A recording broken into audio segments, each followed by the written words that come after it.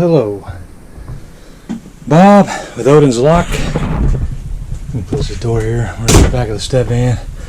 Thought we'd kind of go over a little topic talking about pin kits. I think in my last video I went through this cabinet over here and we talked about I was talking about all the kits I have for different things, just kind of layout. I'm still kind of work in progress here, but I had my 5000s pin kit out and I thought I'd kind of talk about that today. And kind of difference, you know, you can get a 3000s pin kit like that covers everything, universal. I use this as my backup. I don't even use that work out of it. I got this one here. It's the one I usually use out of. It's a 3000s universal also. And it kind of looks like a toss out in there with some of the pin colors are different, but they are the right lengths on a lot of them. Some of them got spilled, which sometimes I have to go measure through. You know, it bounces around quite a bit. This drawer's smooth though, how I have it set up, but I have to use a bungee cord.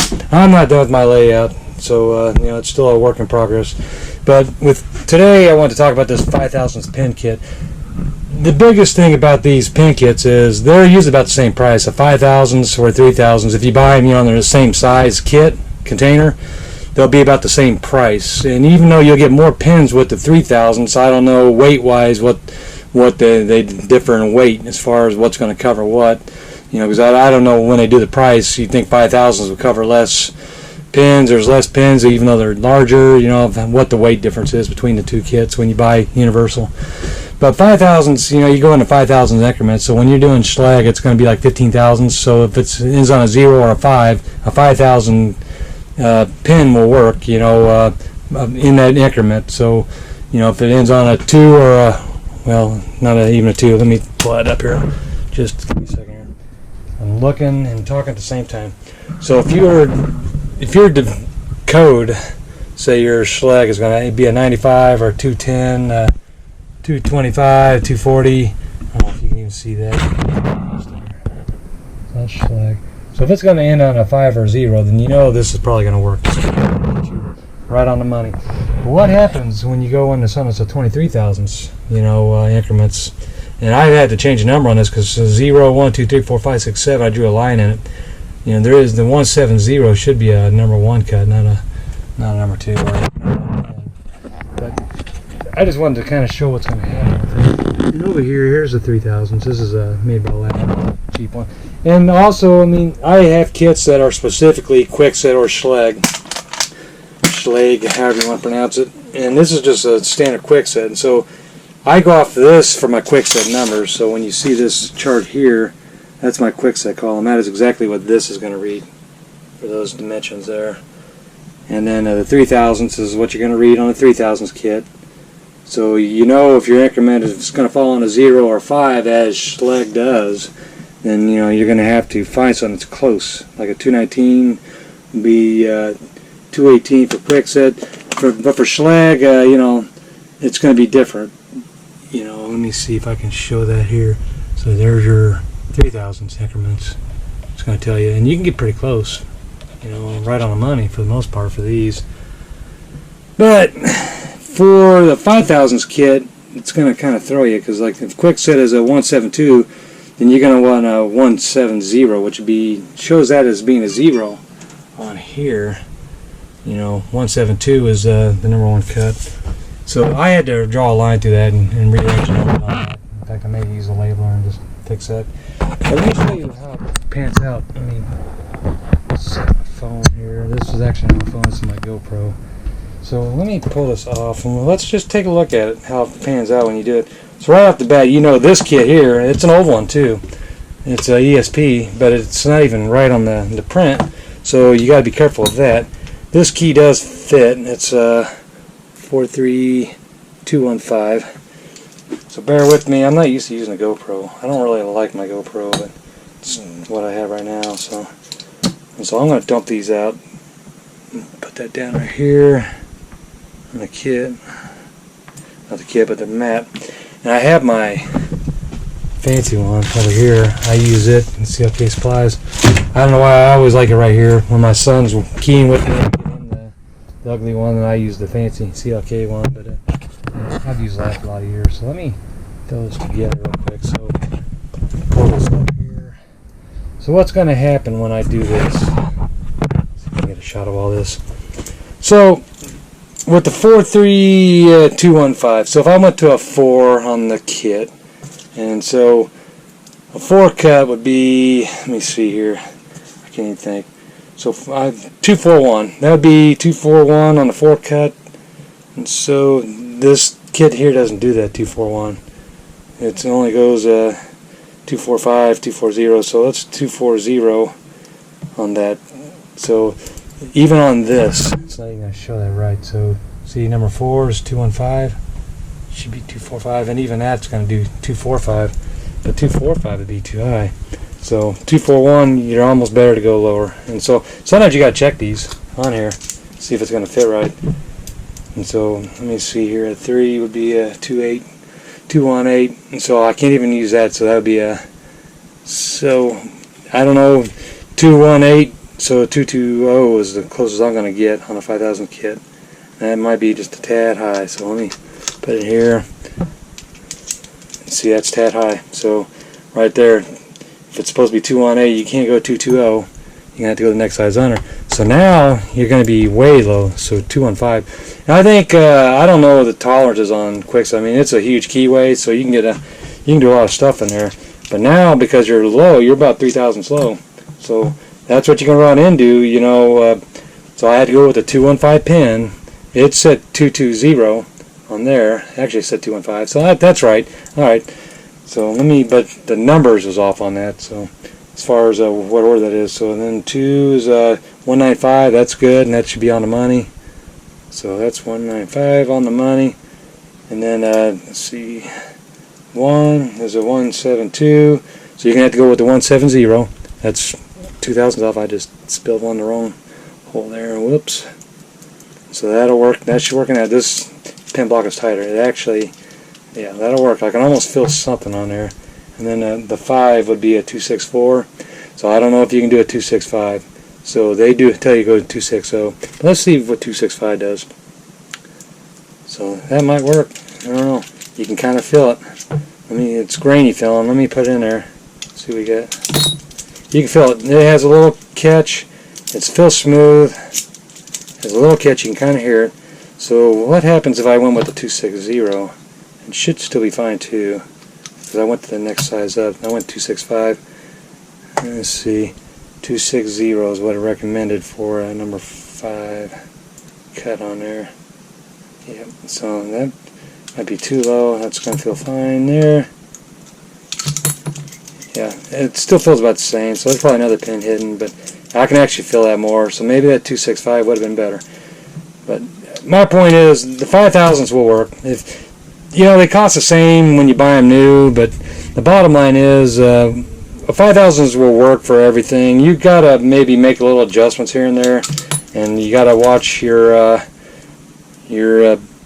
chart on there as far as what things are what, you know, where they're supposed to go to the right chambers. Because if you didn't know that, you know, going into it, sometimes you get misprints on these things, and this is an old kit. I don't know how old this kit is. I bought it from an estate sale from another locksmith, and so you know, I had to doctor that up. Let me touch my screen here.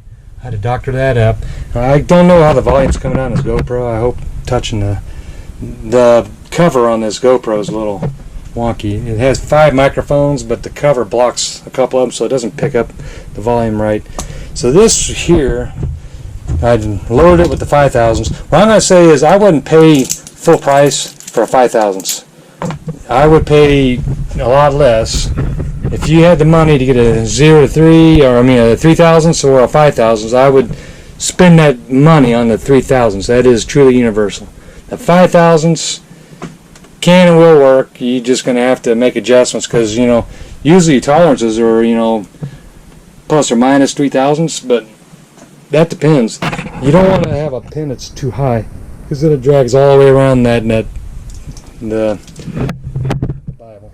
And then if it's too low, you're going to catch on there too, on the plug. It'll catch every time it comes up to the top there. But that is pretty much, you know, the whole thing about this. And I have other kits, you know, like this one here is, I think I showed this in my last video too. This is a Schlag and Quicks Every Keen kit, and it covers all of it. You know, it has everything. It's made by specialty products. I think I bought this from CFP Supplies. And this one here, I don't know if I showed you this in the last video. I think there's the nut on the bottom that one of these goes into. It was hanging out. That's why I couldn't get that lower door open. My point is, if you find one of these dirt cheap, go ahead and pick it up if you want. I mean, if you don't, you can use it, and you can do about everything. Because if you are too low, you can always put in a top pin. You know, that makes up some of the difference in some of the things. You can even throw some 3000s top pins in there.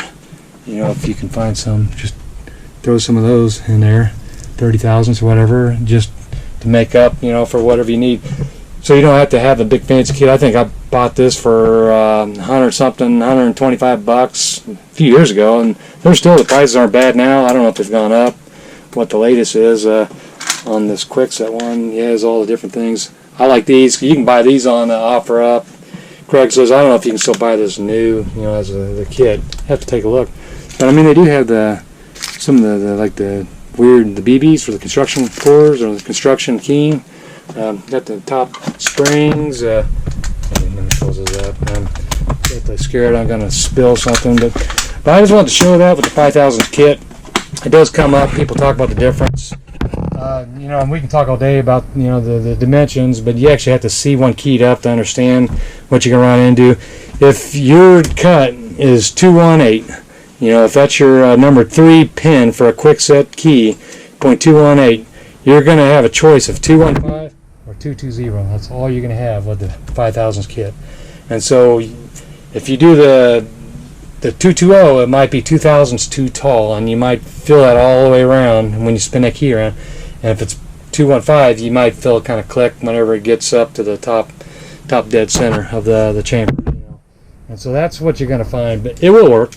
Sure, it will work. And sometimes it'll break in. Sometimes, you can just kind of take a swipe with the small file and clean it right up. And it's not even a problem. It's whatever you got to do to make it work. But, you're changing the depth of a key that was factory specs. Say if you code cut or if it's a pre-cut like this is a pre-cut. So if I had to take a couple swipes off to lower a 220, to where it had a better flush shear line, then you just change that in the factory specification on that key. But I mean, sometimes you gotta do what you gotta do. In the world of locksmithing, when you get into KW1 or even SC1, it's not always Schlage or it's not always Kwikset. It could be Brinks, Easy Set. It could be Ball. It could be anyone that used the KW1 or the SC1 keyway. So it's not always going to be exactly to the Schlage or Kwikset specifications. Granted, Kwikset keyways are huge. I mean, there's all kinds of room in there to do all kinds of crazy stuff with the picks and stuff. They're common to be kind of easy to pick. Now, with the 5000s kit, because it is a taper pin on one end, unlike the Kwikset where it's chamfered on both ends, say tapered or chamfered, however you want to call it. I mean, that's what your difference is. Most of them are only on one end. These are all on both ends. And so that's the difference on that. So you won't have to widen your cuts if you use a non-Kwikset brand pin. If you use a universal pin, you don't have to widen your cuts for Kwikset to work. But if you use chamfer pins, you got to widen that cut. So, and incidentally, I think a smart key, Kwikset smart key, you don't even have to widen the cuts for that. Although it does help. So, just leave it at that. But that's all I really want to talk about. I just kind of wanted to go over a couple of details on that because I had that 5000s kit out, and even when I did a search, I trying to find out if anyone else has really covered the difference for 5000s. A lot of people cover the difference. They don't really actually show them keying up on a cylinder so you can actually see what it does. But like I said, you can make it work. This here actually feels tight, but it got tight after I put that pin in, so or that snap ring on. So it's probably more this key or something. It's KW1, that's the bitting, but I bet if I measure it's probably not exactly like Kwikset specifications for a Kwikset cut. I also wanted to mention, when I was doing my deep dive search for 5000's pin kit topics, I come across a channel called 84 Locksmith. Pretty cool channel. I don't do automotive at all. I mean, I might open a car once in a great while. I have lockout kits and all that stuff for that, but But anyways, I've watched his channel. He's a pretty cool guy. He's from Boise, Idaho. Not really supposed to be doing a shout out, so to speak, but I do want to call out that if you like doing automotive, some stuff, he doesn't get into a lot of the technical stuff, but he does sort of some pretty cool stuff. But a lot of people always asking about electrical, how do you run your key machines? A lot of people ask him, and he'd get so many comments he didn't have a chance to reply. But I just thought I'd mention on mine, I have a house power. I have it plugged in from the outside to my house, and that's what I do when I'm out in my driveway. I don't run on my inverter on my driveway. I have a strip right here which runs my light here, and I have another light here that's rechargeable with the USB slash has a little C hole there for the C connector. And then I use that outlet for other things. You can see I use my fan right there, and I'm sweating right now because I turned it off so I can talk on the video and not have it pick up with the microphone. But here's my inverter section. I have a house battery right there that I use. That's tied into my main vehicle battery out here. So let me see here. There's an isolator switch right there, and that's so I can run my vehicle off that house battery, or I can run all my stuff back here off my vehicle alternator. And so then I have an inverter here.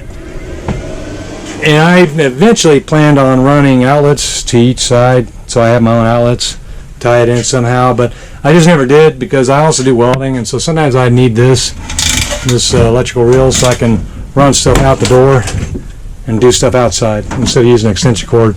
So I just use this predominantly, and it's kind of hokey, but it works for me. I have LED lights, which I also use too whenever I'm out here just goofing around, but I don't have that set up or hooked up right now. But for the most part, actually I think I do. Let me see here. Yeah, look at my LED lights. And I think I have all these different settings on here.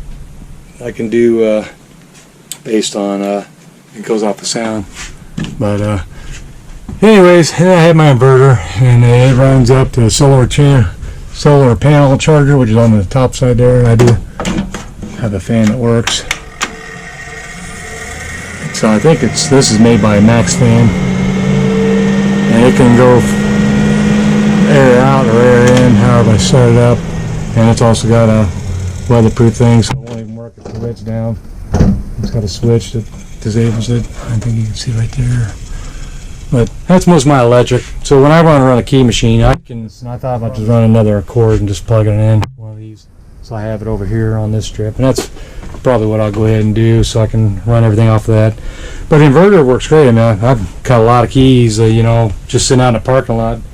And engine off, it all runs straight off of that, and it's also compensated by the solar panel, which I don't know what all this stuff is that fell on there. I think it's storage stuff. But I have it grounded, and that's the other thing, you gotta have that grounded. I have some safety checks here, fusible links, disconnects and stuff to protect everything. Have a relay there.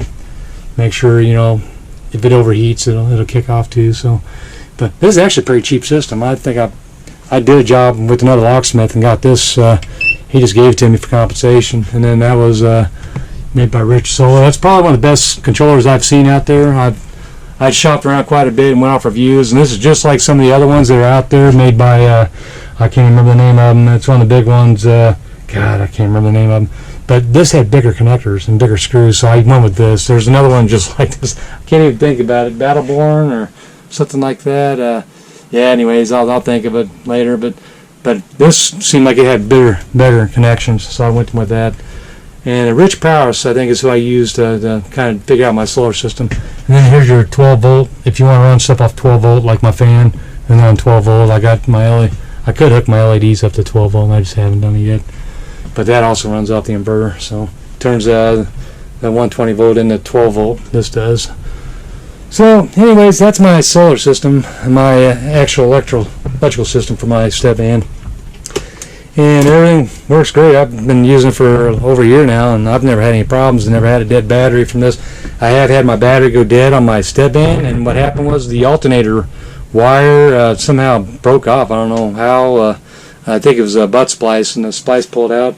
And so I was driving my vehicle home, and it died on me. I had my son with me, and I didn't know what was going on. So I could see that the van wouldn't accelerate fast enough, and it just kept getting worse and worse. And then my battery, my alternator stopped working, because your vehicle usually runs off the alternator. Your alternator produces 14 volts to charge your battery and run the vehicle. And so the alternator had been unplugged somehow and quit charging my battery. So I was running off the battery until the battery finally went dead. And thank goodness I had it isolated into this. I was able to open that or shut the connection on that isolator switch, and I got home on that battery there that was behind my door here, and so I didn't have to jump start nothing. I got home and I was able to climb around beneath or behind the alternator. Let me see here, and I was able to see the wire. You can't even see it down in there. It's down in there, but I was able to see the wire. And I do have my V8.